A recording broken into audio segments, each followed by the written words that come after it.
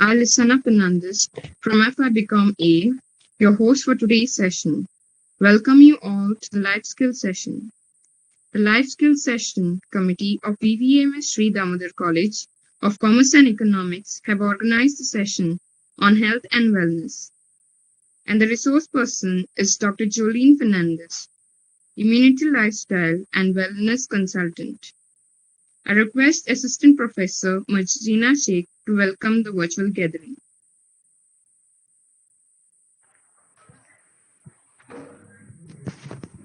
Good afternoon, one and all. I am Ms. Marzina Sheikh, Assistant Professor in Commerce, the convener of Life Skills Committee. It's my pleasure to welcome Dr. Joline Fernandes for today's session. The topic for today is health and wellness. So as we all know, health is real wealth, right? So I request all the students to take maximum benefits out of this session. If you all have any questions, you have to post it at the end of the session in the chat box. All right. Thank you. Thank you, ma'am. I request Alima Lucas from FIBBA, FSA to introduce the resource person.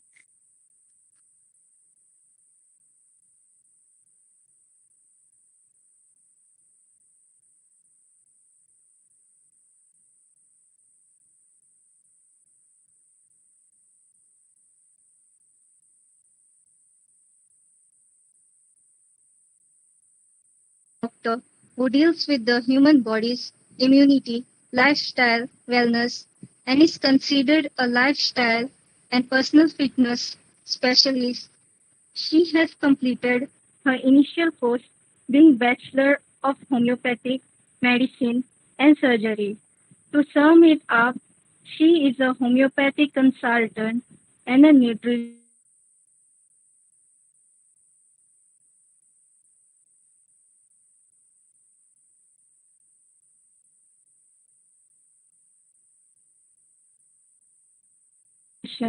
And health educationist and a clinical nutritionist. Not forgetting that she is the founder of her own clinic, Dr.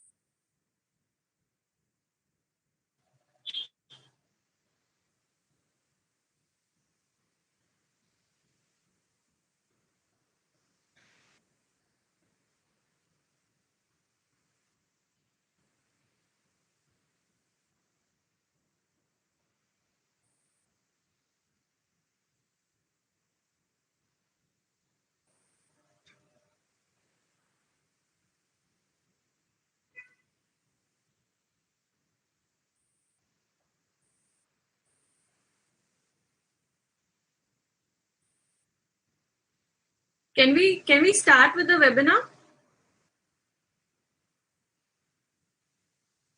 Yes, ma'am. All right.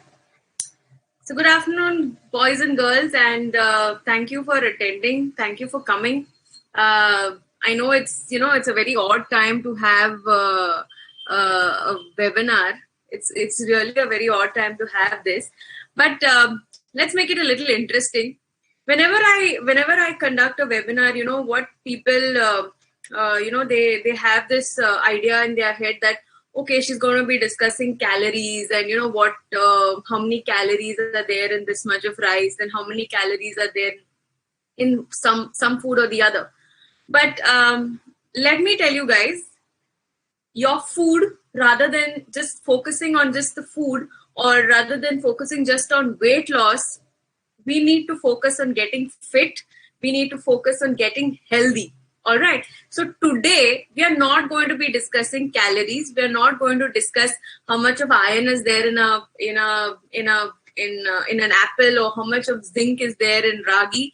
We are going to be talking about practical decisions that we can take for our health. All right. So the first thing that I always ask is the diet that you're following, or the diet that you think you're following, is it making you thin? Is it making you slim? Is it focused on only losing weight, or is it focused on getting fit? Is it focused on having good hair, good skin, strong bones, healthy teeth? Tell me, guys, what is this diet that you guys are following? You can keep commenting in the chat box, and then we can have a very interactive session. But the first rule, if all of us want to stay fit, if our younger generation, that is what we are, the new generation, if we want to stay fit, the first rule of fitness is, do not judge your fitness by the number on that scale. So a weighing scale will never go out of fashion. All right. It's been there for donkey's years in every doctor's clinic, on the railway station, on the bus stand, God knows, everywhere there is a weighing scale. For free, you can check your weight and then feel disappointed or feel really, really dejected that, I've been eating such less food in my meals, I'm skipping meals, I'm working out so much, and yet I'm not losing weight. What is this? What is happening? Isn't it? This is the stress that we take in life. So that number on your scale, guys, does not tell you anything about your fitness. It doesn't tell you if you have good bones. It doesn't tell you if you have a good digestion. It does not tell you whether you have regular periods. It doesn't tell you that, you will be able to run a good 200 meters or a 1 kilometer, right? So rather than just focusing on that number on the scale, let's focus on the composition of the body. Let's focus on losing fat and building lean muscle mass. All right. So any of you who have a weighing scale at home, I want you to immediately get rid of it. Just get rid of it, because that number on the scale will not tell you anything about your fitness. And that is the first thing you need to do if you want to start your fitness journey. All right. Then what do we hear everywhere? On Google, on Facebook, on Instagram, everybody talks about the latest fad diets. There's keto diet, there's vegan diet. The latest one is intermittent fasting. There's so much of talk going on about such trendy names, and we want to keep up with the trend. So we also love we also love following diet trends, right? So what are these diet trends? What happens? Well, since I come from a nutrition background, every 10 years, the same concept of diet is sold to us with a different name. All right. So what they will do is they make one component of food as the enemy. A few years back, fat was considered the biggest enemy of obesity, of diabetes, of, all possible diseases. They said that fat and cholesterol is bad. You need to use air fryers to cook, you need to only shallow fry your food, or you need to use just 1 teaspoon of oil to cook food for the entire family. That is what we were told, right? Today, if you see, they tell us to eat fat, eat protein. And what is the enemy? Carbs. So today they've decided that carbs are the enemy of weight, or, of people trying to lose weight. So you need to absolutely get rid of carbs from your diet. Well, these are the diet trends. They will always try and make one component of food as the enemy, and the other one is completely uplifted, and they'll tell you that you need to lower your diet with only, one component of food, right? The next thing that is trending now is intermittent fasting. So what they tell you to do is that you have just that one window period of about 6 to 7 hours in which you have to eat your food. And in this window period, no matter what, you can eat anything under the sky. You can have processed food, you can have processed meats, you can have all possible junk, right? And then they expect you to lose weight and stay healthy. The next thing that is very trending is detox.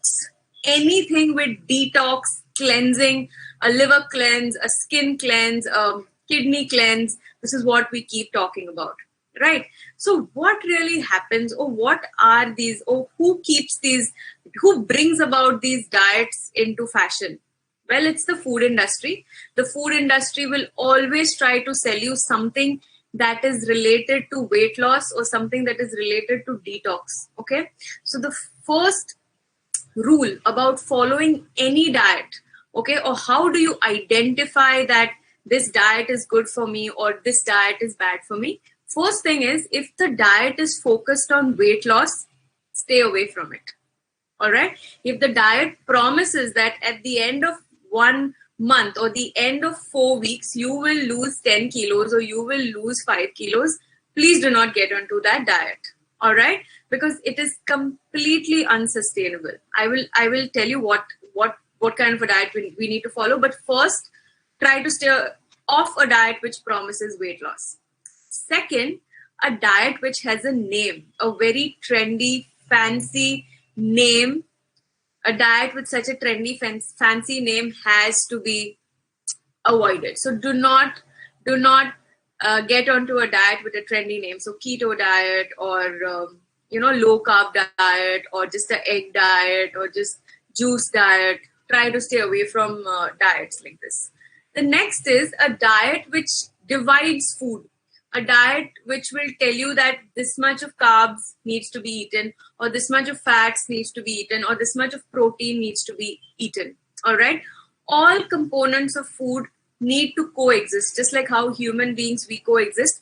Food also will coexist. It's not that rice is just carbs and chicken is just protein.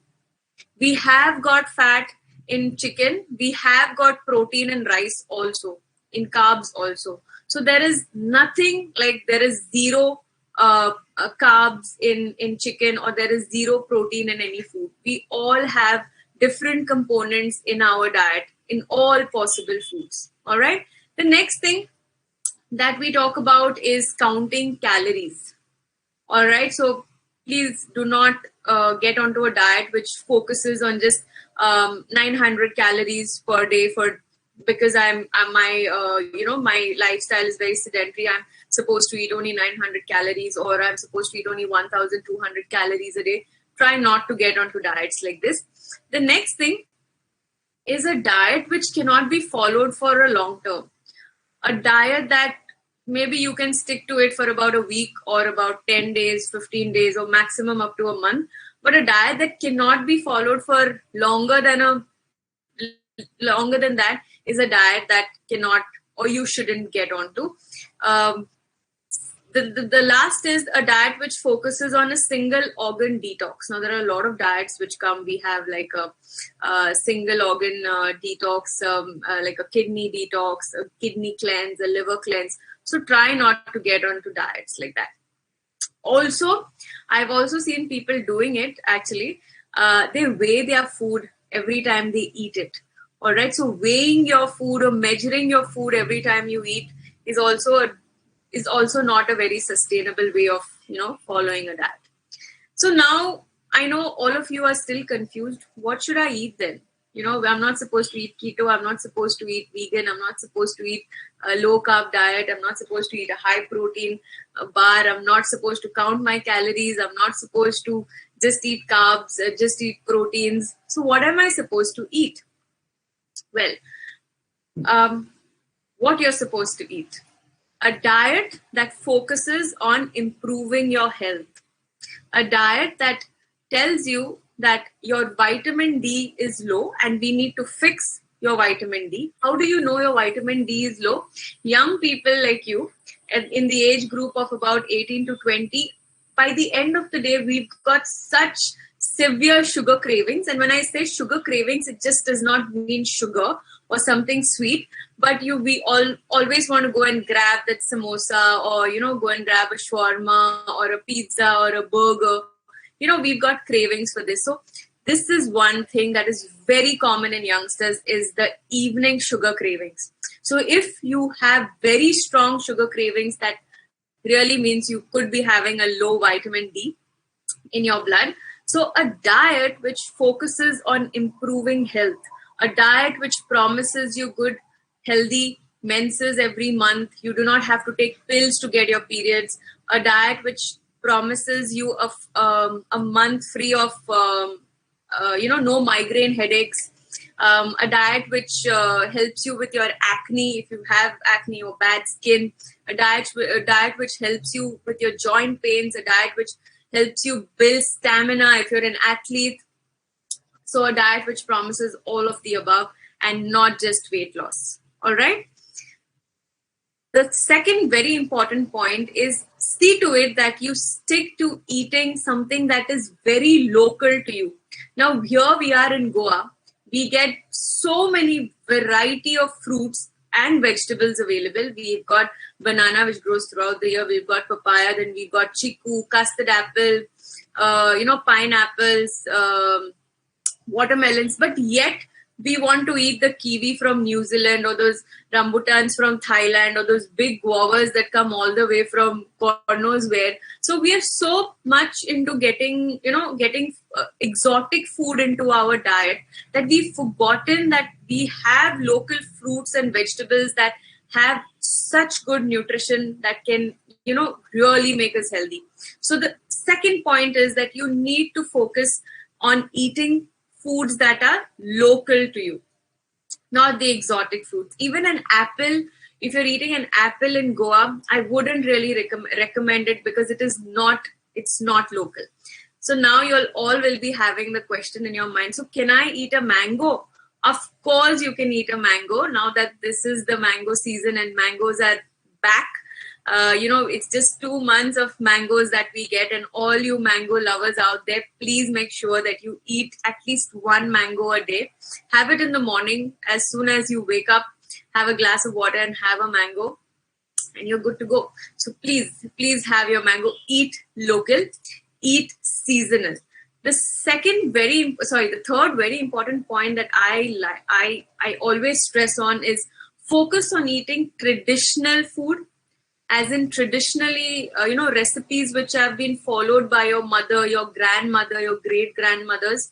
Try to stick to eating those foods. Do not innovate your, cooking methods or traditional recipes by using low-fat curd or, different kinds of ready-made sauces or, things like this. So try to stick to eating your local, seasonal and traditional food. So your dals, your khatkate, the kaldin that we have here in Goa, that is something that we need to focus on eating. All right.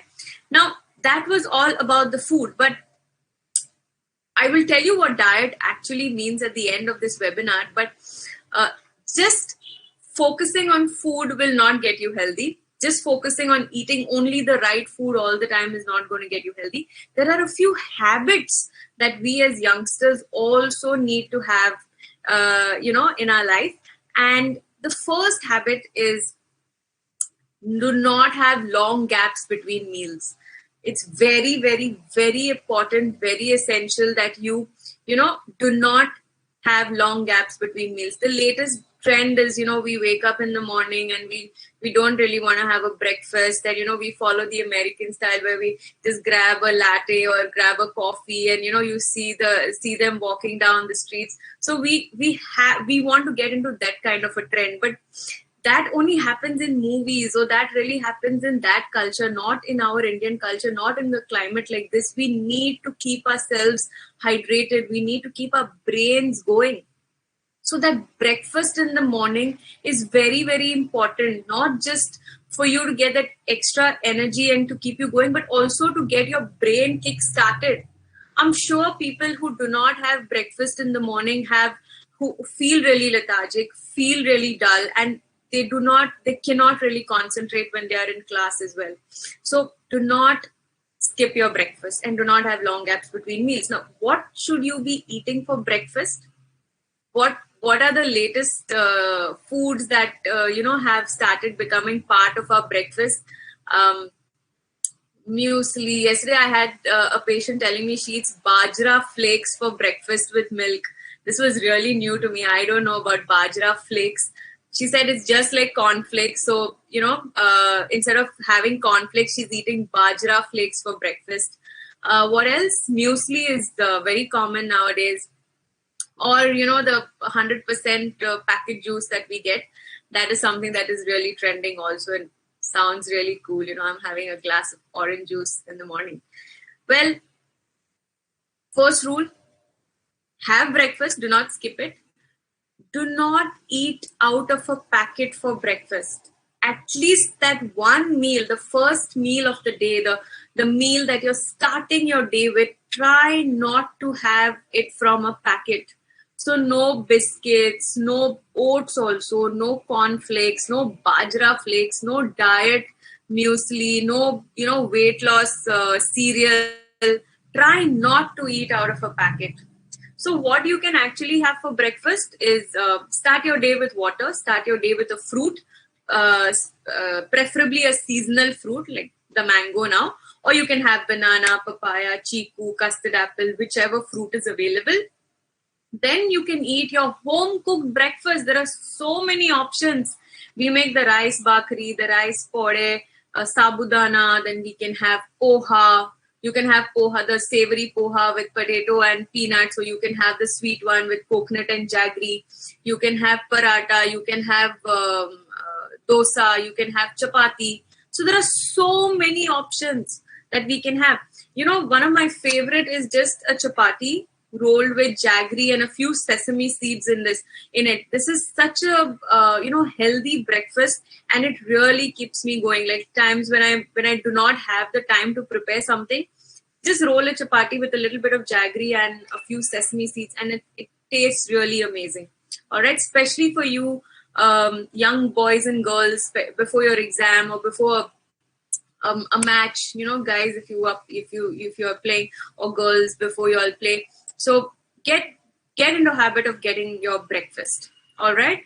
Long gaps between meals. Now, what really happens is if we've had a breakfast at say 7:30 in the morning, then the next meal happens only at around 2 o'clock, right? So there's a very long gap between between our meals, and the same thing happens in the evening as well. If you've had your lunch at say 2 o'clock, the next meal happens only at around 8:30 or 9 o'clock. So there is a very long gap. Now, what happens when we have these long gaps is first is our stomach lining goes for a toss. There is hyperacidity, bloating, burping. There are a lot of these conditions which start happening, right? A lot of these symptoms start coming up. And the worst thing that happens is to our hormones. Now, we all wonder why do so many girls have so much of PCOD or, irregular menses and things. Yes, there are a couple of reasons for that, for eating a lot of, meats in their diet, for having a lot of processed foods. But one very important cause for that is also having long gaps between meals. Especially young girls and boys having thyroid related problems, even any other hormonal problem. See to it that you have a healthy snack between your meals. So at around 11 o'clock, you could have a tender coconut, or you could have a fruit, you could have a few nuts, you could have a chapati if you feel like, or you could have a boiled egg. It's completely healthy. In the evening, you can have a cup of tea with a sweet potato, or you could have a chapati, or you could have the leftover poha or upma that is remaining from breakfast. But not those cookies or biscuits, even though they say high fiber on the packet, or even if they say low calorie or zero sugar on the packet. Try to stay away from this. All right. So these are things that you need to understand and you need to follow. Also, I know it is very, very, tempting, but try to stay away from diets that will where you want to have quick fixes. Like, people come to me saying that, okay, I have my marriage coming up in about a month's time, or if I have some a party coming up, or a brother's wedding or a cousin's wedding coming up, and I need to lose at least 10 kilos. No, that is not possible if you want to stay healthy. Yes, definitely I can give you a diet where you can lose 10 kilos in a month's time. It is very simple. I'll just tell you to starve. You just could have green tea and an apple for every meal, and you'll definitely get malnourished. You'll lose your hair. You'll have eyesight problems. Your skin will get dull. Your bones will feel weak. So diets which have these quick fixes are also something that you need to stay away from. Okay.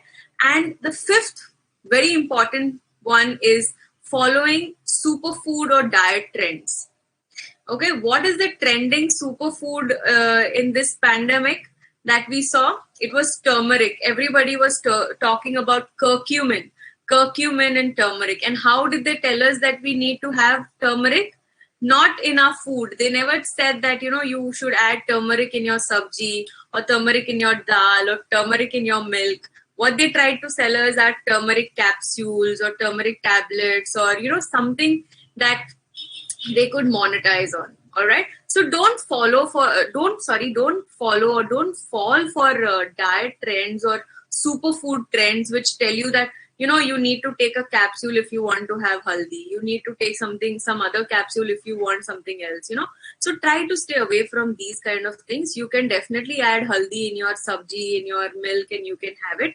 And that is the correct way of having it. Not just putting it in your in the form of capsules or pills and things like that. All right.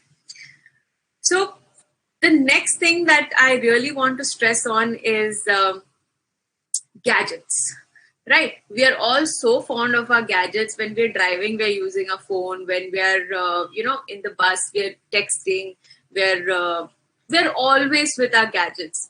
Right. We cannot do with our mobile phone. Like even me, I'm not saying that it's all of you, but it's even me. I mean, I cannot do with my phone for more than 5 minutes. I don't think I'll feel really uncomfortable. But there's one thing where, we need to understand that how gadgets have taken over our lives, especially when we are eating our meals. We need to understand this is when we are eating, it's just you and your food. All right. You cannot have any gadget when you are eating. You cannot be watching TV. You cannot be with your phone playing a game, or, you cannot be even working with your laptop. Try and see that 15 minutes of time, or that, 20 minutes of time that you take to eat your food, try and see that it is just you and your food. All right. Now, I'll just give you an example of why I'm telling you this. All right. When we go to the theater, and this has happened to me also. All right. What really happens is if you've ordered a popcorn, the regular size popcorn, I can finish it in say about 15 minutes, because even before the movie starts, sometimes the popcorn is over. And the same thing happens to us. Like if we're sitting in front of a TV watching a match or something, if we open a packet of chips, or if we're having, peanuts or nuts, they get over so quickly, right? So what I did was I just tried this experiment with myself. This is about a year and a half back when we could actually go to the theaters. So I brought a regular popcorn home. I sat down without my phone, without the laptop, without any disturbance, and I began eating the popcorn. All right. In the first 5 minutes, munching and munching and munching, my jaw started hurting. And I don't have any problem with my teeth or my bones. Yeah, the jaw started hurting. After another 2 minutes, I found the popcorn was completely tasteless. It had no taste at all. I just felt like a cow, and I was just munching and munching. And I immediately stopped eating it. But in the theater, I can finish that popcorn like this quick, right? So what really happens to us is when we eat, when our stomach is about 40% full, just 40% full, it will give you a signal. It will send a signal to your brain telling you have had enough and now it is time to stop eating. All right. But what happens is we are so focused on that movie that we are watching, or we are so focused on that Netflix series that we are watching, or your game that you're playing, and we completely lose track of that signal. So the stomach keeps sending a signal to your brain, but your brain is so focused somewhere else that the hand to mouth movement just voluntarily happens. And after you realize that, okay, my food is over, you feel that you've still not eaten, and then you still want to eat more. So what happens is you overeat. In fact, human beings are incapable of overeating. We cannot overeat. All right. But because these gadgets have taken over our lives, this is what is happening to us. So try to not have any gadget when you're eating, at least for that 15 minutes. When you're eating, try to be just you and your food. All right. So you will not really have the problem of overeating. And also portion control. A lot of people question me and they ask me, so am I supposed to eat half a cup of rice for night? Am I supposed to eat just 2 pieces of chicken? Am I supposed to eat only half a katori of dal? Well, I always tell my clients this, is that nobody on this planet can tell you what quantity you're supposed to eat. Try and understand this. Nobody can tell you that. It is you yourself. Your body itself will tell you. If you consciously eat your food, just you and your food, without any disturbance, without any gadgets, you will never overeat, and your body will be completely, satisfied with whatever you're eating. So I will not be able to tell you how much quantity to, or for that matter, nobody is going to tell you. Otherwise, you'll feel like you're on a diet for the rest of your life. All right. So try to stay away from gadgets when you're eating. Sit at one place and eat. All right. Now, the second very important point that we need to discuss is exercise. Yeah. Well, people ask me, so I need to do, if to have a good body of exercise, the rest is all diet, right? But I believe that if you're following something, or if you have a fitness goal in mind, you need to give 100% to exercise, 100% to your, lifestyle, and 100% to your food habits as well. It has to be a balance, isn't it? There can't be like 80% this and 20% that, right? Because exercise is a non-negotiable aspect of life. We cannot have an alternative to exercise. There is no alternative to exercise. I know there are a lot of massage machines which come. You just lie down and you put that vibrator, you put that sauna belt or heat belt and expect to lose weight. Well, these are all easy tricks that, people try to sell you. Easy and cheap tricks. But there is no substitute to exercise. It is a very non-negotiable aspect of life. You need to give a minimum 30 minutes every day. Do anything. You can go for a run, you can do skipping, you can do yoga, you can lift weights, you can do boxing, you can do stretching. Do anything for those 30 minutes and make it a consistent habit. Get into the habit of doing it just for 30 minutes every day. All right? It does not matter whether it's your birthday, it's a Sunday, but just try to get your exercise, the 30 minutes of exercise every day. The next very important thing that I need to tell you is move more. We are all become pieces of furniture today. Like I get a lot of clients from corporate companies who come to me for weight loss, who come to me for back pain and joint pains. The minute they join the gym, they cannot work out because they have severe joint complaints, and especially the back and the neck is affected. This is because we have become furniture. We are just stationed, or we're just positioned at one place for the entire day. Like for 8 hours together, we're just in front of a system, in front of a laptop, or nowadays you people are also in front of your laptops attending your classes, right?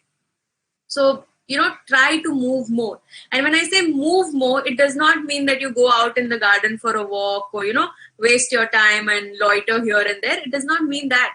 You can just stand up in the same place where you're sitting. You could just stand up, stretch your arms, stretch your body for about 2 minutes, and then start back. So for every 30 minutes or every 45 minutes that you're sitting, try and stand and try and move your arms and legs, you move your neck and head. Now, what kind of exercise should I do? Should I go for a walk every day? Like, there are a lot of clients who tell me I go for a walk for 1 hour, I walk for about 1.5 hours, I walk for about 7 to 8 kilometers a day. Well, according to me, exercise is something that needs to challenge you. Walking is just an activity. We all can walk without any effort. If you don't have any, problems in your legs, I think we all can walk. And walking is just an activity. I personally do not feel that walking challenges anyone. So young people like you guys who are just in their 20s and just in college right now, I think you can get into weight training. That is the best thing. Boys as well as girls. I know girls must be having a big question about weight training. Am I going to bulk up? Am I, going to look manly? Am I going to have that, broad shoulders and big arms? No, absolutely not. But it's the best exercise for girls at this age, especially. And it's never too late to start. If you have not started weight training as yet, please start weight training. It's the best thing that you need to do your weight training. You need to lift weights. All right. A day girls can do is perfectly okay, or you could do 1 hour every alternate day. That is about 150 minutes every week is what we need to do. Let's talk about sleep. What is it about sleep that is, so important, and why do doctors, or why do healthcare professionals focus so much on sleep? I know nowadays that we don't have to wake up in the morning and, get ready and go to class or go out. We tend to sleep late in the night and then get lazy in the morning and things like that. So our sleep timings have all gone for a toss. Kids are on their phones, parents are also on their phones, or they're watching Netflix series. But the maximum time that we need to go to sleep is, I think, 11:30. 11:30 is the cutoff time for everybody. All individuals should try to sleep at least by 11:30. Now, why do we stress on this time? Why is it important to sleep between 11:30 to around 3:30 in the morning? So there is a hormone in our body produced by the pineal gland. We've got a gland in the brain called as the pineal gland, and this gland releases a cancer vaccine called as melatonin. Not melatonin. Now keep this in mind. This is a cancer vaccine. Now the brain or the pineal gland will produce this vaccine only and only when your eyes are completely shut. Even though you're sleeping in complete brightness, but your eyes are focused onto a light that is, direct on your eyes, like your laptop or like the phone, you are not, your brain is not going to produce this cancer vaccine. That is the reason we have got cancers happening in younger age groups as well.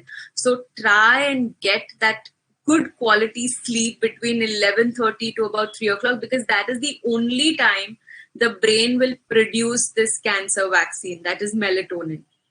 All right, there's a lot of research about it, a lot of studies that have proved the increase in the incidence of cancer in youngsters and young adults like you because of lack of sleep, or also because of people doing night shifts and night duties, or, working late nights. So try and get good quality sleep between these few hours. All right. You can sleep in the afternoon. I think we all deserve that snooze in the afternoon for about 30 minutes. And 30 minutes it is. Huh? You cannot be sleeping for 3 and 4 hours from 2 o'clock till 6 o'clock in the evening. Try not to do that. We just need a minimum of 30 minutes to recharge our batteries in the afternoon and try and get that good quality sleep. Let's talk about a few foods which are which could help us, which are very helpful for digestion. I keep focusing on digestion because most of the diseases start from the gut. All right, they start from your stomach, or they start from the digestive system, and there's so much of research to prove that. The first food that we need to include in our diets is is a banana. I know everybody tells me that how much do you talk about banana? We are all, bored. But I just feel that, how much ever I speak about the banana, it is so underrated. And I really want to tell you guys that the banana is one of the best fruit that we can eat. It is economical. It is easily available throughout the year. It is a perennial fruit. So make the best of it. Yeah. So eat a banana every day. It is not going to make you fat. Even if you're a diabetic, you can definitely eat a banana in the morning. So you guys who've got parents who are diabetics, or grandparents who are diabetics, or aunties and uncles who are diabetics, please tell them that a banana in the morning is really going to help them lower their blood sugar levels also in the morning. Yeah. And no banana cake and banana smoothies and banana ice creams. Yeah. And no banana with custard and things like that. Just a plain banana. Yeah. The next very important food are natural probiotics. Now, probiotics or prebiotics are food for your gut bacteria, right? So, dahi is very important. We all know that dahi is a very good probiotic and we all need to eat it. The second very good probiotic is pickle. Yes, you heard me right. Pickles or achars as we call it. So try and include a little bit of achar or a little bit of pickle into your diet every day. It's not going to make you fat because it has oil. It is not going to increase your blood pressure because it has a little salt. Don't worry about it. In fact, it will help your digestion. And when your digestion is better, you will have, good health. All right. And the third very important food for our gut and for good digestion is rice. Yes, rice is also a very good probiotic. Keep this in mind. The red rice that we have here growing in Goa, it is rich in antioxidants. It has also got a little bit of protein. It is very, very good for your digestion. All right. So try to have the local parboiled, hand pounded rice that we have in Goa. Have that kind of rice. All right. So we've spoken about the banana. We've spoken about probiotics. Now the third very important food is ghee. Yes, also called as clarified butter. So in the year 2017, I had a chance to visit London, and we had been to a restaurant for breakfast in the morning, and we ordered, I think somebody ordered for pancakes, and they served something called as clarified butter, and I was very new to nutrition then. So I just happened to Google and see what clarified butter was, and I was surprised that it was ghee. Now in India, in Goa especially, if I tell people that, you add a teaspoon of ghee to your rice or to your dal or to any vegetable, they look at me like as if I've asked for one of their organs, isn't it? So because we are taken by surprise that ghee is so good for health. Ghee is one food that India has gifted to the world. And everybody talks about ghee. In the West, they are talking about ghee like anything. I've got clients in Germany, in Switzerland, and Indians in these countries don't use ghee, but the locals there have started using ghee in their diet. So try and understand this. Ghee is one food item that you need to introduce into your diet. All right. So how do you eat ghee? You eat ghee on your roti, on your chapati, on your sabji, on your rice, on your dal, or on your vegetable. All right. Do not add ghee to coffee. That is not the right way to add it. Do not have ghee capsules, and do not just, try to have ghee in the morning and, do those morning rituals. It has to be accompanied with a traditional recipe. All right. So how much of ghee do I need to eat? You need to eat enough ghee to, to have that good taste, or, to masks the flavor of your food that you're eating. All right. The fourth very important thing that we need to understand, or we need to start practicing for having a good digestion and good hormones and to even lose weight, is stop eating out of a packet. Especially if it is written on the packet, healthy, 100% fruit juice, high fiber, zero calories, zero sugar. This is when that you should completely avoid that packet food. All right. I would prefer you eating a high fat or the full fat milk or having the full fat dahi than going for the low fat or the zero calorie food. All right. Because whatever ingredient they have removed, they have replaced it with another chemical, which is again a big threat for the body. All right. So try and identify these foods, especially start reading food labels. Now we are all educated young people here and we know to read, right? So try not to get fooled by the food industry, especially if it is written as good for health and promises weight loss. Try and read the food labels. We really need to focus on reading food labels, because we are we don't know that certain foods, they are very high in processed chemicals, processed sugar, refined sugar, but they will change the names of sugar also. They will say high fructose syrup, high corn syrup, and things like this. So try and identify junk food. Even your ketchup is junk food. All right. The ketchup that comes and you eat it with your fries or with your burgers and whatsoever, it is still junk food. The next thing is, right in the beginning, I spoke about sugar cravings, right? So I said that young people like us, by the end of the day, I think after about 5 o'clock is when we feel hungriest and we want to go and grab that shawarma or burger or pizza, or, have something out of a packet, right?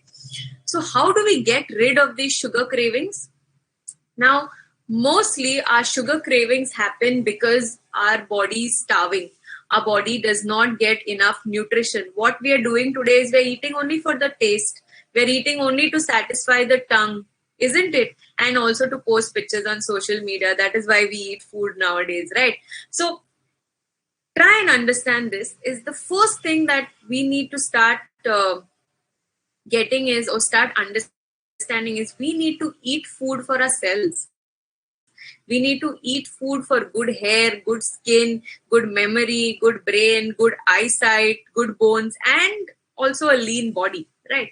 So first thing is, try and get healthy fats in your diet. If you're a person who's having very high sugar cravings, or you just cannot control yourself from getting that ice cream or cookie or, getting those chips, first thing is get healthy fats into your diet. Now, what are these healthy fats? Nuts, especially peanuts and cashew nuts. Now, cashew nuts, cashew nuts make me fat. Cashew nuts give me acne. Cashew nuts have very high cholesterol. These are things that I hear almost every single day. But trust me, if you eat cashew nuts the right way, drink enough water, eat it with have your banana in the morning and things like this, cashew nut is your best friend. If you have all these high sugar cravings or cravings to eat junk food, peanuts, cashew nuts are your best friend. Keep them, carry them with you to college, or keep them in your bags and things like, or even in your lockers in college, and make sure that you eat this snack between your meals. So include peanuts and cashew nuts, right? The next thing is, we have got completely westernized and we've started eating food without spices. Now, India is a country which has so many spices. We export spices to other countries and other continents, but what we have started doing is we've stopped using spices in our food. We are just sauteing some veggies with a little bit of salt, or how do we eat our chicken, just with a little bit of salt, and it just grilled, or even the fish is just baked, or even the vegetables, there's no spice at all. Now what happens is that when we do not add these spices, that flavor does not come, and the body still feels unsatisfied. So please, if you're eating something really bland, you're just having a bland soup, or just having just boiled or steamed veggies, try to add some spices to it. Add your chili, add your turmeric, add your jeera, add a little bit of mustard seeds. Give a nice tadka to your food, to your dals, to your sabjis, to your rice also. Have good flavorful food with good amount of spices. This is how you will reduce your sugar cravings. All right. And like I've said initially, try to find for hidden sugars.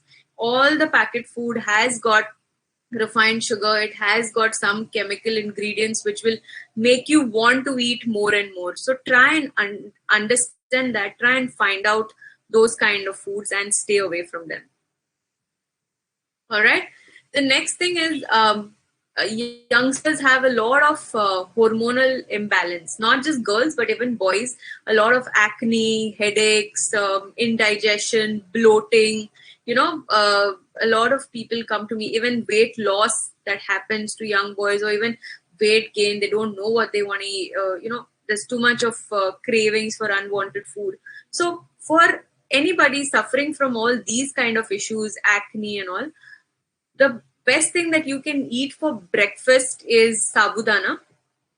I recently did a talk for a group of students from another college, and there were so many people looking at me because they didn't know what sabudana was. So sabudana is actually sago, also called as tapioca, made out of tapioca. Tapioca is a root vegetable. It's a root. It's a tuber which is available here very much in Goa.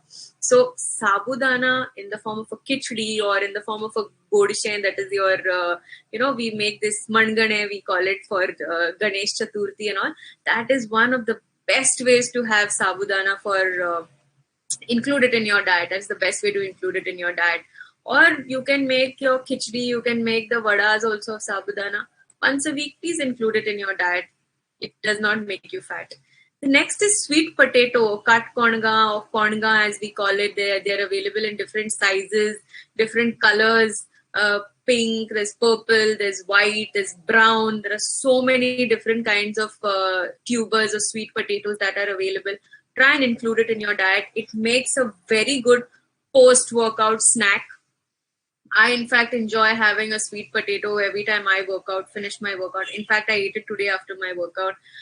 It can be as a whole meal. You can have it for your breakfast. You can have it as a snack in between meals, like between, your breakfast and lunch, or between your lunch and dinner also you can include it. So please have sweet potato. The next very important food is coconut. The coconut that grows in our background is completely forgotten about. We want to eat oils that come from the Mediterranean. We want to have olive oil in our food. Try and have coconut. Have coconut in your curry. Have coconut on your vegetable or your sabji. Have raw coconut. Have tender coconut. Well, this is the season where we need to keep our bodies hydrated. We need those electrolytes in our body to keep us going. So include tender coconut in that form also. It's very important. The next is rice for lunch as well as for dinner. Yes, the clients that come to me, I always suggest them to have rice both for lunch as well as for dinner. And in fact, even for breakfast, you can have poha, or you can make, rice bakri that is so famous here in Goa. So why do I stress on rice? Now, rice is one grain which is very easy for your body to digest. It is very, very easy. And when you have it in the right way, now don't say that I'm going to go to a restaurant and order a fried rice or a biryani and eat it. Arishi said that rice is good for health. No, not that way. You have it with your fish curry. You have it with your dal. You have it with little bit of sabji. That is the way you're supposed to eat it, with a little bit of ghee. And what time you're supposed to have your dinner? Anytime between 7:30 to 8:15 or 8:30 also is a good time. Beyond that, it will start causing a problem. Not just rice, but anything you try to eat a little heavy, even your rotis or paratha or chapatis that you're trying to eat after that will cause a major problem. So try and see to it that you have proper meal timings. Breakfast right up to 9:30 a.m. in the morning is a good time to have breakfast, not beyond that. Try to have your lunch anytime between 1 to 2 p.m. and your dinner by 7:30 to 8:15 or 8:30. You should be done with your dinner. All right. The next thing that I want to tell you about is the sabja seeds. Sabja seeds are also called as the faluda seeds. The faluda seeds that the famous faluda that we get here, the sabja seeds, not chia seeds. All right. So sabja seed, just half teaspoon. You try and add it to a glass of water. Keep it for about 30 minutes to about an hour, let it soak for a little while, and then you can consume it. It is really, really good for health, and especially for youngsters. So in fact, I have come to the end of my speech, and the one thing that I want to tell you young people is that there is no magic pill for weight loss, or a magic pill for weight gain. There's no hidden secret. All that you have to do is maintain a balanced diet, eat local, eat seasonal, and maintain your meal timings, and you are good to go. All right, do not fall for any diet trends. Yeah, and the last thing is about diet. Now, when we say diet, it just does not mean eating healthy. It just does not mean going vegan, going vegetarian. It is not things like this. Not something that promises weight loss. Diet is a Greek word, and it means way of life. All right. So try and understand that anybody trying to sell you a weight loss diet or a detox diet is not the diet that you should stay on. A diet that is sustainable, that is a diet that you can follow for the next 5 days, for the next 10 days, for the next 2 weeks, 3 weeks, 2 months, and for the rest of your life till the day you die, you can eat that same sustainable food. That is the type of food that you should eat. All right. So I've actually come to the end, and now I'd like to take questions.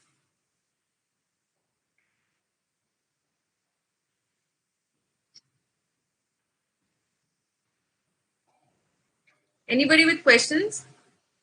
Yes, doctor.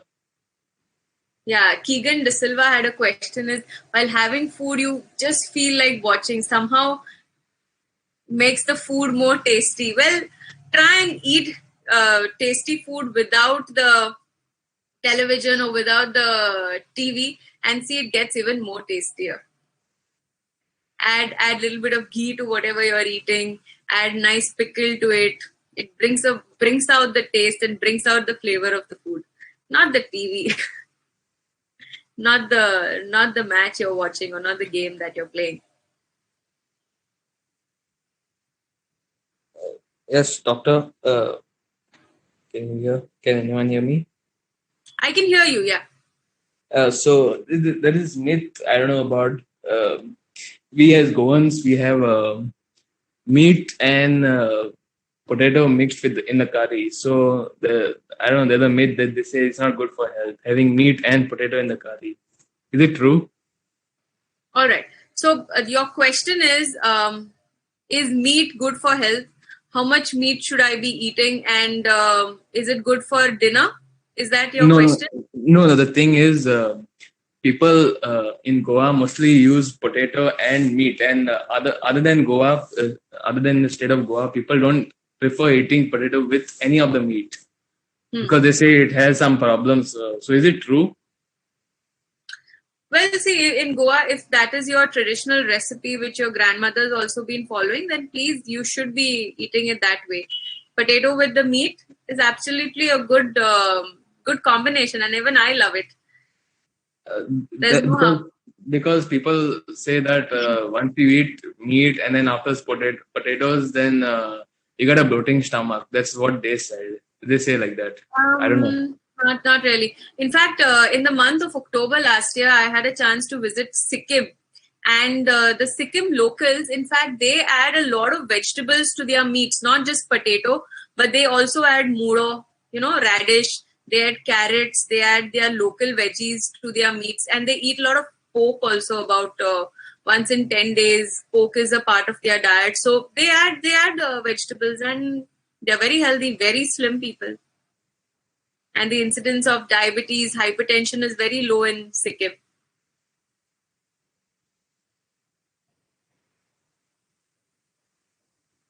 Thanks, doctor.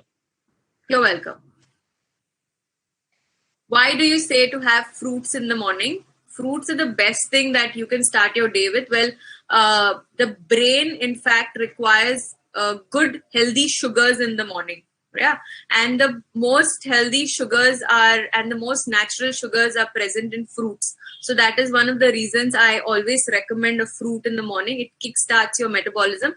At the same time, fruits have got a lot of phytonutrients. Phytonutrients, as in your phytoestrogens,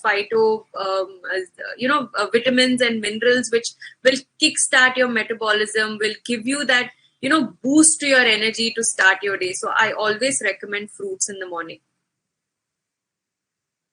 Okay, there's also a question about red meat and how much of it we should be eating, or we should stop eating red meat. First of all, you should not stop eating red meats, not at all. And you should be eating red meat the way you were having it before. Having it since your childhood. Your grandmothers or your great grandmothers have been cooking it, like, especially in the Goan culture, we always have red meats only when there is a wedding or when there is a feast at home, the church feast or the chapel feast. So that is the time we would eat red meats, not on a daily basis. Nowadays, I have clients walking into my clinic and saying, we can't do without sausages, or we can't do without the choris. Every alternate day we have choris. I know so many people who can eat choris for 365 days of the year. So that is not the way that it should be eaten. You can definitely eat red meats, and you should not stop eating red meat, but have it the way you have been traditionally eating it. Not like the latest trends where you put red meat in everything. In a paratha also now people are putting, in nuns also people are putting red meat and eating. So not that way. Okay, ma'am, I had a doubt. Yes, Aish. Yeah, ma'am, they say that you're not supposed to have curd with meat. Can you speak a little louder? Ma'am, they say you're not supposed to have curd with meat. Is it actually true, or is it just a myth? It's actually true. In Ayurveda, we try not to use cream and curd and milk, especially with red meats and meats per se. All meats, it is not the right way. But yeah, a lot of people add a lot of curds to meats and they eat it. That is actually not the right way. It plays up with the pH of the food, and then you could have acidity and a lot of bloatedness and gas issues after eating it. So try not to mix milk or milk products with your meats. Okay, ma'am. Ma'am, also one more thing I've noticed, like there are a lot of people who actually end up marinating their stuff with curd, meat. Correct. Correct. It doesn't make sense to me. If it's not good, why do they marinate it with curd? Exactly. So that is also another wrong practice which we need to change. Try not to. Yeah. Okay, ma'am. Is egg good for health? Absolutely. Egg is very good for health. I think twice a week you can definitely eat an egg. Even for your lunch, you can include an egg. For your breakfast, you can include an egg. Eggs are very healthy. The chicken egg, at least, is very healthy and easily available to us, so we can definitely eat. Ma'am, I had a question. Yeah, Lizanne. Ma'am, is curd and honey unhealthy together? Is what? Curd and honey. Curd and honey? Yes. The combination you mean, or separately? Combination. It's definitely very healthy. If you enjoy your dahi with a little bit of honey, it's absolutely good. But don't use honey as a substitute for sugar. Now, let me make myself very clear here. People have started using substitutes for sugar. So just because, they say that sugar is bad or it's going to make me fat, you try and avoid sugar and use honey in everything. You use honey or you start using jaggery. Okay. So stop doing that. Now, honey is medicinal. In the Ayurveda, it has been written that honey is a medicine. Honey, with a little bit of ginger or garlic will soothe your throat. It is also very good for digestion. It is good for your skin and many things. It is very medicinal and it is therapeutic. It is not supposed to be used as a substitute for sugar. If you enjoy your curd with that 1 teaspoon of sugar, please do so. But if you enjoy it even more with honey, then please have it. but you do not substitute, or use honey as a sweetener for anything. Try not to do that. That is not a very good way of eating.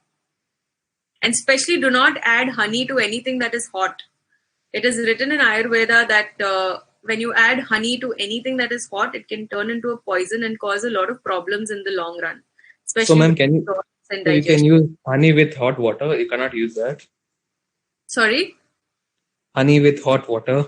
No, try not to do that. Warm water, hot water, try not to use it. Okay.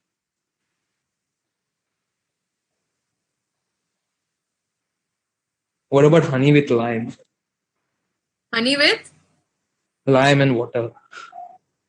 Lemon water. Of course, it's very refreshing if it's, you can have it.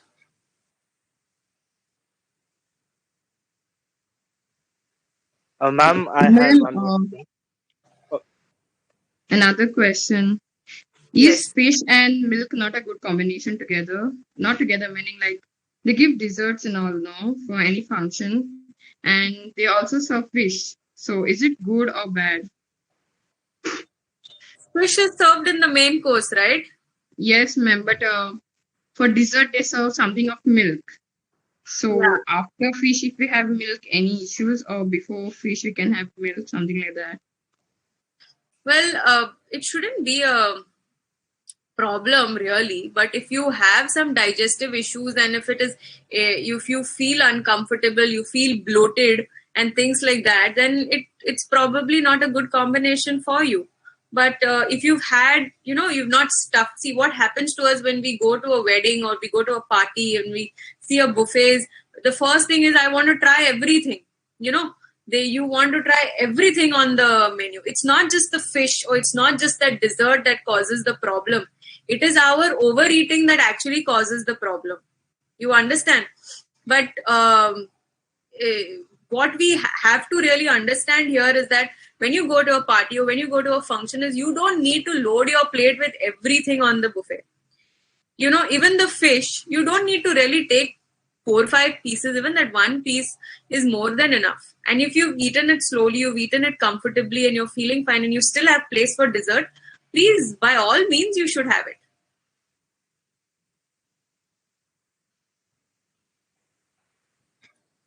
Okay, there's a question here. What about tea and coffee? What kind of tea is healthy? Well, I enjoy a cup of masala tea. In the morning, I'd love to have masala tea, and in the evening, also 1 cup of masala tea with milk and with sugar. Well, let me tell you, first of all, tea it actually does not have so many health benefits that it has been hyped to say about. I mean, people talk about green tea and white tea and blue tea and purple tea. There are all these color teas available. So what I really believe is if I want to enjoy that cup of tea in the morning and if it really makes me feel good, I will go ahead and have that 1 cup of masala tea made at home in the morning. And in the evening also. I really feel refreshed having it. But I will not indulge in having a cup of green tea or, any kind of tea which does not taste good or, it really does not appeal to me. And please, if you are having green tea for weight loss or detox, please stop it right away. What really happens when we overdo on green tea or overdo for that matter on any tea or any coffee is we drain ourselves from nutrients. All right. So just like coffee has got caffeine in it, tea has got tannins in them. Now, what do these tannins and this caffeine do is they interfere with the absorption of nutrition. So what people have a habit of doing in Goa, especially or in India, is as soon as they've had a meal, they want a cup of tea or, they want to have tea along with that. So that is a bad habit. So don't try to have a cup of tea after a meal because this tea or this coffee that you've had after your meal, soon after your meal, it will not allow your food to get absorbed well. So you may have very good nutritious food. You may be taking very good health supplements also. But if you had a coffee or a tea with it, it will not allow your body to get those nutrients from that food. So try not to overdo on tea and coffee. 2 cups of tea a day or 2 cups of coffee a day are perfectly okay. If you enjoy it, please go and have it, but not more than that. Try not to replace your food or meals with tea or coffee. There are a lot of students or a lot of people out there who will just have a cup of tea or a cup of coffee and a biscuit along with it, and that is it. That is their meal. That is maybe lunch, breakfast, or dinner. So try not to do that. Also, another thing, try not to have tea and coffee after 6 p.m. in the evening, because it really interferes with your nutrition, and it really plays a big havoc in your digestion. So try not to have tea and coffee post 6 p.m. Ma'am, there's a question here. Ma'am, after drinking coffee, it is said that we should not drink water immediately. I don't think so. You can have coffee, or you can have water. There is no problem. Ma'am, actually, I had a question. Like, Yeah. my friend group, they were telling me that once you have your dinner or lunch or whatever it is, after half an hour gap, it's very good to have green tea so that the digestion is done properly. Is that a myth? Is that true? Before the invention of green tea, people never had a good digestion. I have no clue. Like they told, and I was like, okay, I never followed it. I just wanted to confirm. There's nothing of that sort. See, green tea is the biggest health product, and it is the highest selling product. Companies selling green tea make millions and billions of dollars of rupee money every month. Okay, just by making a celebrity sell green tea, they are making so much of money. The influence is so much, So try not to fall for things like this. It is very commercial. We've got to bust all these myths out. Sorry? We got to bust all these myths out. I didn't get you, Kristen. Ma'am, there's a lot of myths around, rumors about There this are a and lot that. of myths. Absolutely. Exactly. Yeah. I always recommend people to avoid having that cookie or that biscuit you're having, with your tea in the morning. Try and avoid that. You can definitely have your cup of tea, have your water, have your fruit in the morning, and then you can have a cup of chai with, some nuts or some cashew nuts if you feel like eating, or you can have your breakfast also. But try to avoid having that cookie or, that high fiber biscuit or digestive cookie, whatever you are eating. That is the thing that is causing the problem, not that one cup of masala tea with that 1 teaspoon of sugar. There's nothing processed in that. There's no chemical in that will cause any harm to your body. But that processed cookie or that processed biscuit is what will cause the problem. And do you have a substitute for tea or coffee if you don't prefer either of these? Sorry? Do you have a substitute for tea or coffee, since you said that they have good stimulants and they interfere with the absorption process? Yeah, you don't have to really have tea and coffee only. You can have tea and 2 cups of, don't use that as a stimulant.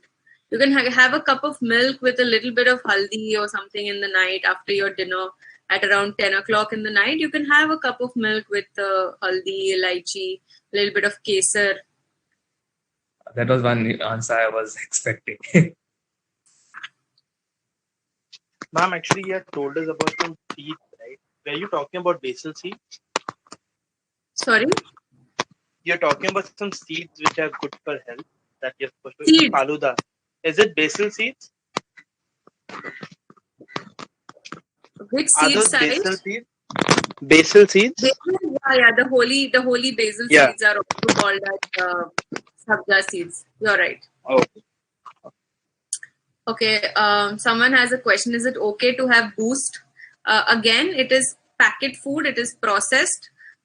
Please check the ingredients on it. It has got a lot of sugar in it. It has hardly got any protein in it. If you guys are into weight training and you are regular gym goers and you really like to work out, then you can definitely have a scoop of whey protein post your workout. I do recommend. See to it that it is a milk based whey, and not the other ways. Try to see that it's a proper milk based whey. You can definitely have whey protein, 1 scoop post your workout, but not the other fancy ones which have celebrities endorsing them.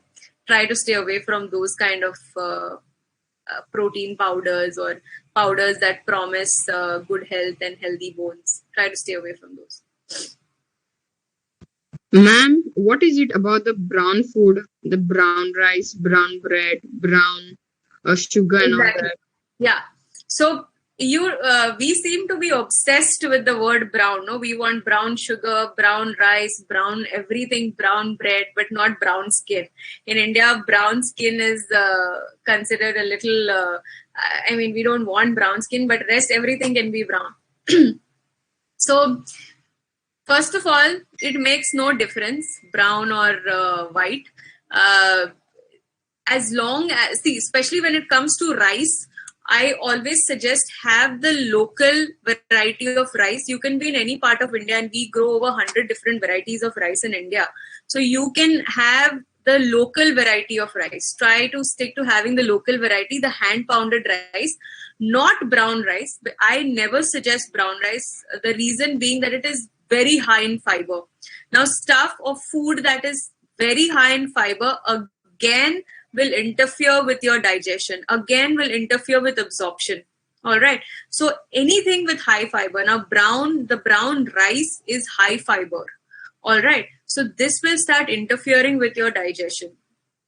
It has a low glycemic index, of course, but white rice, if you have it with dal with little bit of ghee, the glycemic index of white rice goes even lower than lower than brown rice. So you don't really have to change your rice to stay healthy. You can eat your hand pounded single polished white rice also. It is still healthy.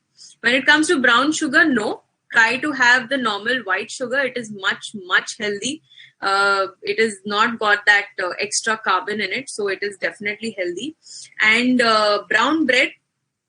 Why brown bread? Especially in a country like India, it's not actually brown bread that is actually that actually they are packing and they are giving you. I know people here in Goa selling brown bread, and they told me, doctor, if we actually try to make brown bread, like the actual brown bread, nobody is going to buy it because it is going to be so hard, and it's terrible. You cannot really chew on it. So they really mix in a little bit of color and some kind of some agents that make the bread brown. That's it. In Goa or in India, there's no authentic brown bread available. But yes, there are a lot of people who bake at home. They make their sourdough bread at home, and they make very healthy breads at home. That is perfectly okay. But the ones that you get off the shelf here, no, I wouldn't recommend. Nothing that is brown. Ma'am, what about poli and bread? Sorry? Pav and poli. Sorry? Ma'am, pav and poli.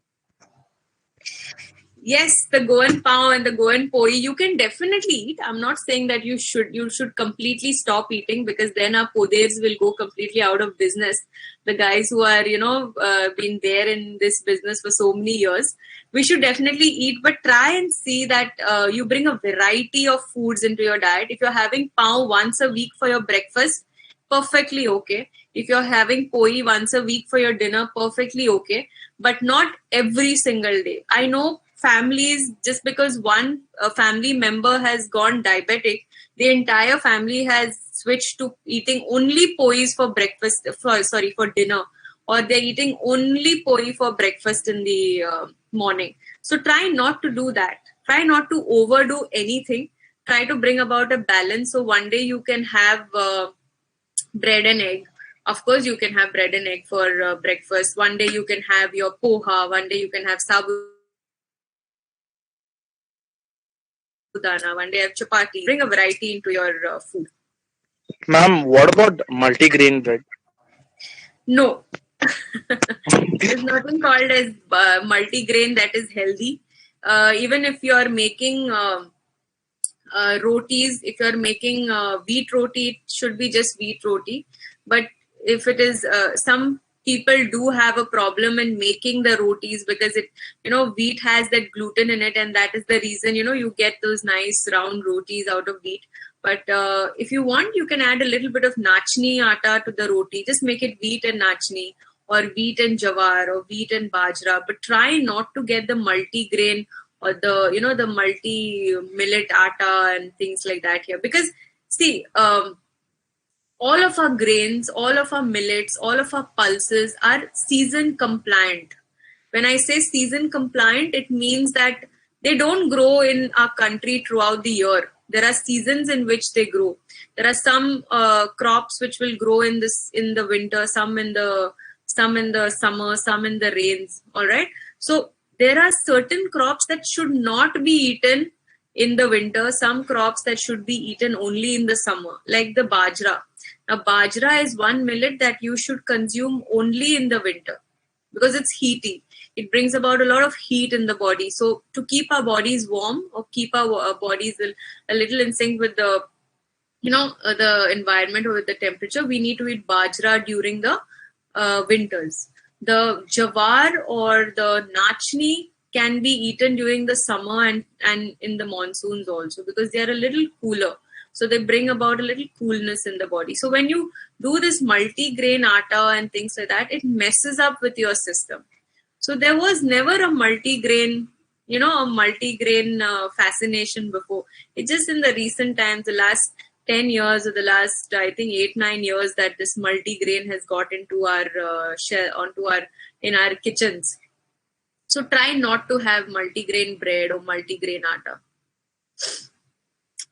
Okay, I have a question. How to gain muscle?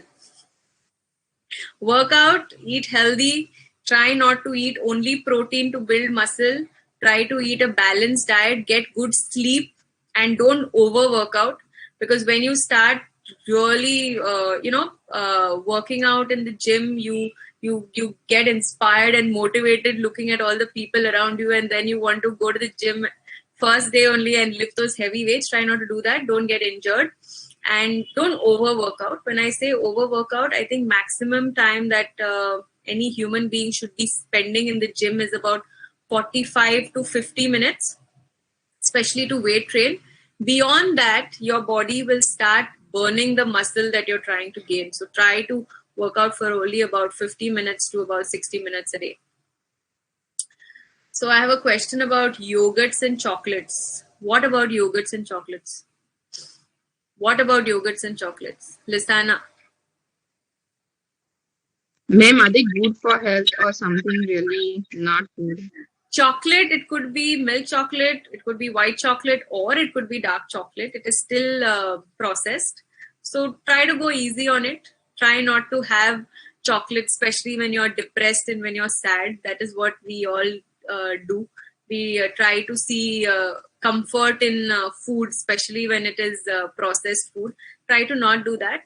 I think once in a while you can indulge in a chocolate, and if you enjoy eating a milk chocolate more than a dark chocolate, please go ahead. Just because it is dark chocolate, don't think it is healthy. Chocolate is chocolate. Yogurt, you mean the flavored yogurt? Yes, ma'am, with the fruits and all. So again, it comes in a packet, so please read the ingredients next time you see flavored yogurt or a low-fat yogurt on the shelf in a supermarket. Try not to have those. Have dahi at home with how you said you like enjoying it with honey. You can enjoy it.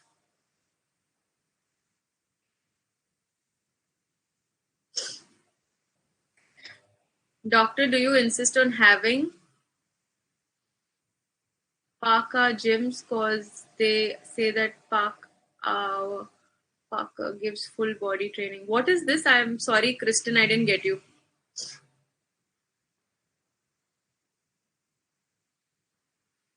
There's a question here by Kristen. Ma'am, it's basically free running. It's what? Free running, like jumping walls, Parka. So, strength training, you mean? Freestyle strength training. Circuit training. Doctor, it's just not just running. It's like they train you for climbing walls, then jumping over things, and precision jumping and all that thing. Wow. The whole body is trained in that. So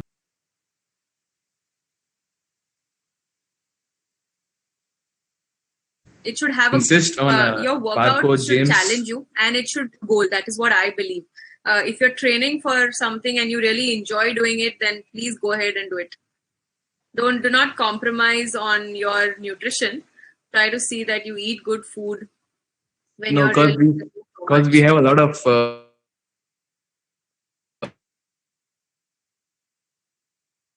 gym. I see. So that's things. good. We don't have like You should.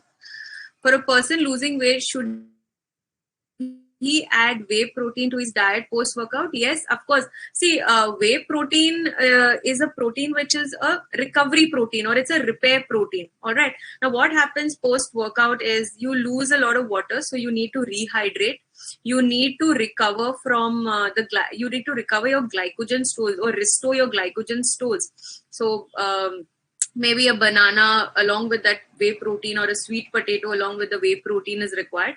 And the whey protein is to get your muscles repaired. So whatever wear and tear that your body has undergone during the workout, you can definitely add or have whey to repair those, or to bring about repair of those muscles post workout.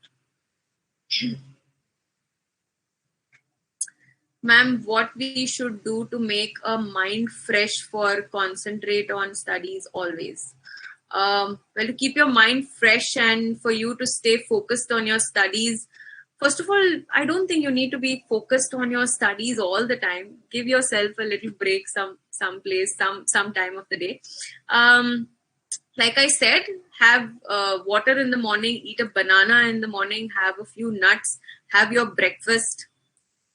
That's the best thing you could do for your fresh mind in the morning and for you to stay focused. And exercise, move more. Like I've said, all of us have become pieces of furniture. Get your butts moving and get into challenging workouts.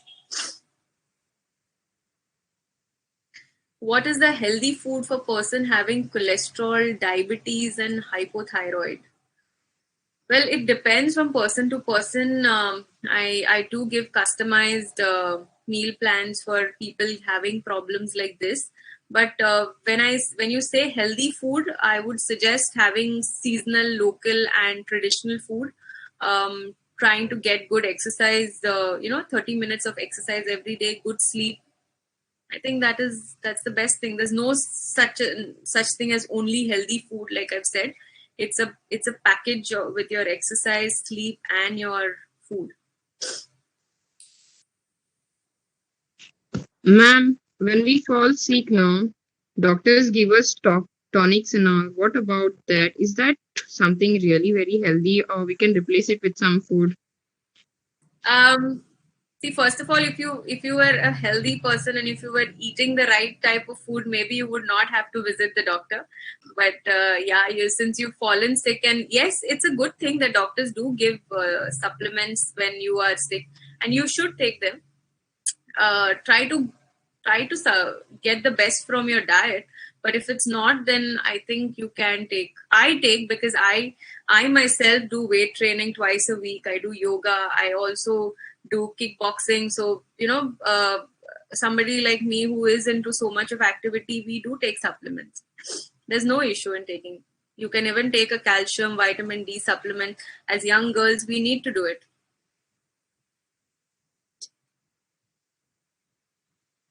All right, I think we've crossed our time limit. We've gone beyond the 1 hour, and I think whatever questions you all have, I'm ready to take them offline. You can always get in touch with me through my Facebook or my Instagram handle. On Facebook, it's Dr. Joline's Clinic, and on Instagram, it's Sensible Eating. All right, guys. Thank you. Thank you, Dr. Joline. I would request Abhilasha Yadav from FI Become A to give the oath of thanks. Good afternoon, all. As all good things come to an end in life, so is this session. I, Abhilasha Yadav, FY Become A, on behalf of my college, extend a hearty thanks to our resource person, Dr. Joline Fernandes, immunity lifestyle and wellness consultant, for enlightening us with her knowledge and presence. At the outset, I thank Lizana Fernandez, our today's compare, for the session, and I would also like to thank our principal and our teacher for giving us this opportunity, and also a special thanks to all lovely audience for attending and making it a great success. With these warm words and a kind message, we move to the end of today's session. Thank you all. Thank you, Abhilasha. Students are requested to fill in the feedback form for attendance. Thank you, everyone, and have a nice day. Thank you. Bye bye.